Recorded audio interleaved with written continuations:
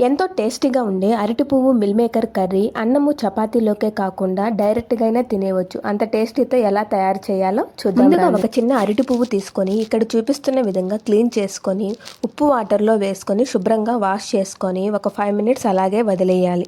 అప్పుడే ఇందులో ఉన్న వగురు అనేది పోతుంది. మరొక బౌల్లో మిల్ మేకర్ వాటర్ కొంచెం సాల్ట్ వేసుకొని 2 మినిట్స్ నానబెట్టుకొని వాటర్ వంపి పక్కన పెట్టుకోవాలి. ఇప్పుడు స్టవ్ మీద కడాయి పెట్టి ఆయిల్ వేసుకొని ఆవాలు, జీలకర్ర, ఆనియన్స్, పచ్చిమిర్చి, కరివేపాకు, రుచికి సరిపడే గల్లుప్పు వేసుకొని వీటిని కొంచెం దూరగా వేయించుకోవాలి. ఇప్పుడే లవంగాలు, దాల్చిన చెక్క కూడా వేసుకోవాలి. ఇప్పుడు ఇందులో అరటి పువ్వు, చిటికెడు వాటర్ కూడా యాడ్ చేసి మూత పెట్టి మీడియం ఫ్లేమ్ లో పెట్టి ఒక 5 to 10 మినిట్స్ మగ్గించుకోవాలి. ఇప్పుడు టమోటాలు, 1 స్పూన్ అల్లం వెల్లుల్లి పేస్ట్ వేసి మూత పెట్టి మరో 2 మినిట్స్ మగ్గించుకోవాలి. చూపిస్తున్న విధంగా మిల్ మేకర్స్ ఈ విధంగా పిండుకొని వేసుకొని పసుపు, కారం, 1 spoon garam masala, 1 tea glass water add చేసి మిక్స్ చేసి మూత పెట్టి మీడియం ఫ్లేమ్ లో పెట్టుకొని ఇవి దగ్గర పడేంత వరకు ఉడికించుకొని స్టవ్ ఆఫ్ చేసేయాలి. ఇంతేనండి అరటి పువ్వు మిల్ మేకర్ కర్రీ.